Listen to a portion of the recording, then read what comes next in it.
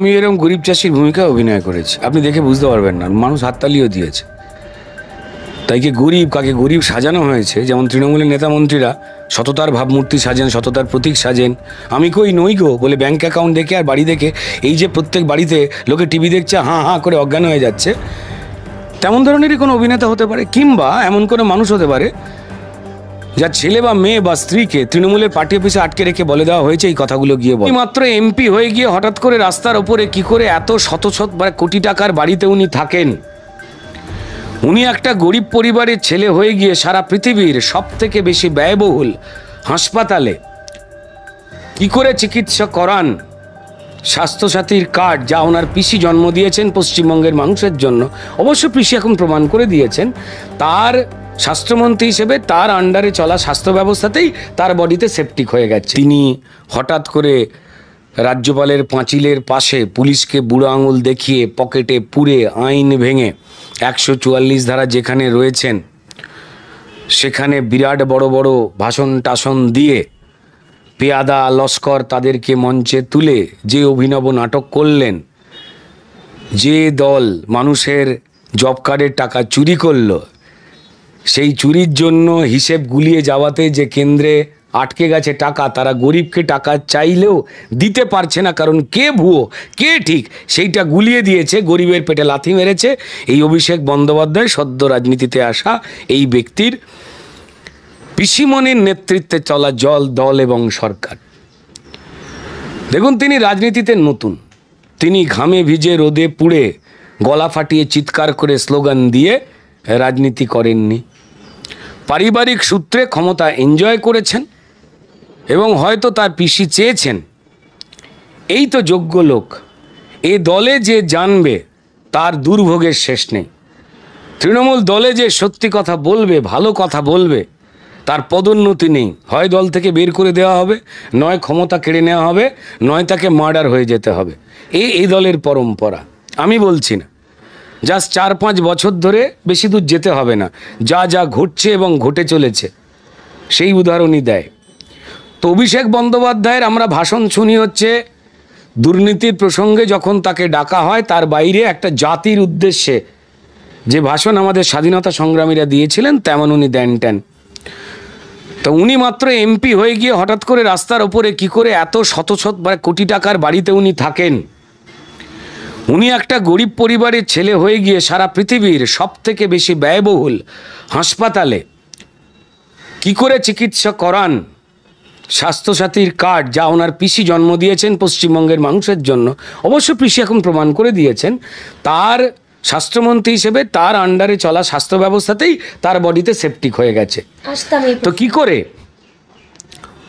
উনি এই এত বিলাসবহুল পৃথিবীর সব থেকে বেশি দামের, যেখানে টাটা বিড়লারা যেতেও ভয় পায়, আপনি যাচ্ছেন বলে খবর পাননি, সেখানে গিয়ে চোখ দেখিয়ে আসছেন, কেই দিচ্ছে, তার বিষয়ে একটা কথা বলেননি কেন?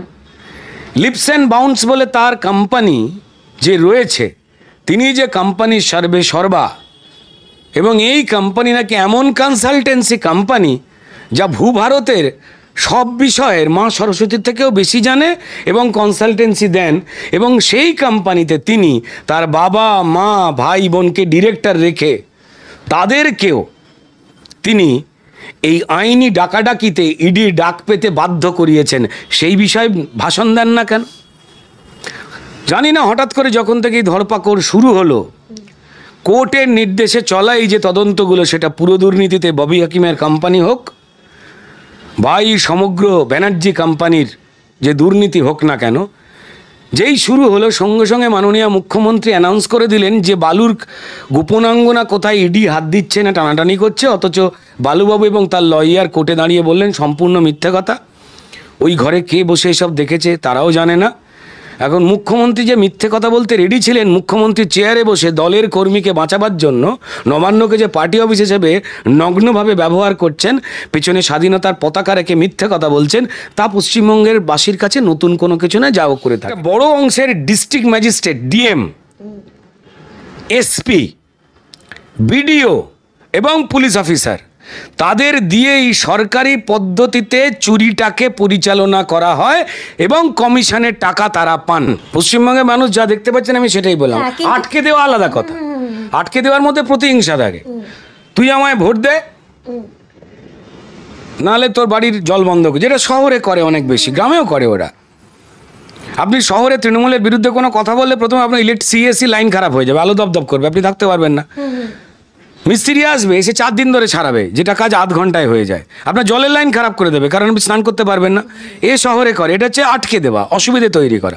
যেভাবে গ্রামে 100 দিনের কাজে তুই পাবি যদি তুই পরিষ্কার মিছিলে যাস ব্রিগেডে তৃণমূলের। যদি তুই যারা বিজেপি যে মিছিল করছে আমরা চুরি করেছি বলে, সেই মিছিলের দিকে তাকাবি না, দোকান থেকে মাল দেওয়া বন্ধ করে। আমরা দেখেছি নাকে খত দেওয়ানো শুরু করেছে মহিলাদের, এটা অনেক কিছু করেছে। জল আটকে দেয়, জল নিতে দেয় না, সেই মানে আদিম যুগের মতো। সো এরা লুট করছে, তা প্রমাণিত। আমি এরকম গরিব চাষির ভূমিকায় অভিনয় করেছি, আপনি দেখে বুঝতে পারবেন না, মানুষ হাততালিও দিয়েছে। তাই কি গরিব কাকে গরিব সাজানো হয়েছে, যেমন তৃণমূলের নেতা মন্ত্রীরা সততার ভাবমূর্তি সাজেন, সততার প্রতীক সাজেন।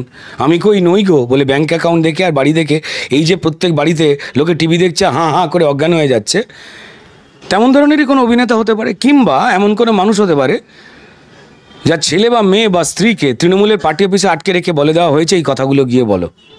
এরা এটাই করে। কিন্তু সমস্যার জায়গাটা এটা হচ্ছে, যেটা সত্যি, পশ্চিমবঙ্গ সরকারের ইনকাম নেই, তার যে কটা প্রকল্প চলছে এখানে প্রত্যেকটা প্রকল্পই কেন্দ্র সরকারি প্রকল্পের নাম পাল্টে চলা, যা আপনারা সবাই জানেন। আর না হলে হচ্ছে যে অন্য প্রকল্প থেকে ভুয়ো নাম পাঠিয়ে এক্সট্রা টাকা চাল ডাল আনিয়ে, যেটা ধরা পড়েছে। ভাবুন না, প্রায় 2 কোটি রেশন কার্ড ভুয়ো। একবার ভাবুন যে একটা রেশন কার্ডে আপনি মাসে কত টাকার চাল কেনেন। এবার ভাবুন যে 2 কোটি টাকা মানে হচ্ছে কত, যদি 100 টাকা একটা রেশন পান, কেন্দ্র সরকার তো দেয়, তো তাহলে 2 কোটি, 100 টাকা চাল মাসে যদি 2 কোটি রেশন কার্ড হয়, তাহলে 100 ইন্টু 2 কোটি, 200 কোটি সব মাসে চুরি। 12 মাসে কত চুরি ভাবুন। এবার 2400 কোটি টাকা চুরি। এবার এটা 10-12 বছর ধরে যবে দুর্নীতি চলেছে গুণ করে দিন, ছাপিয়ে যাবে সারা ভারতবর্ষে হওয়া যা দুর্নীতি, সেটাকে ছাপিয়ে যাবে। তো গরিব মানুষের সমস্যাটা হয়ে গেছে, মুশকিলটা হচ্ছে গরিব মানুষ সত্যি কথা বলতে পারে না।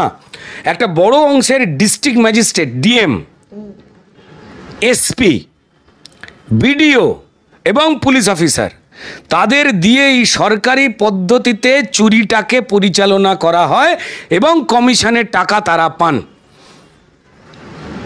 এ তো সবাই জানে।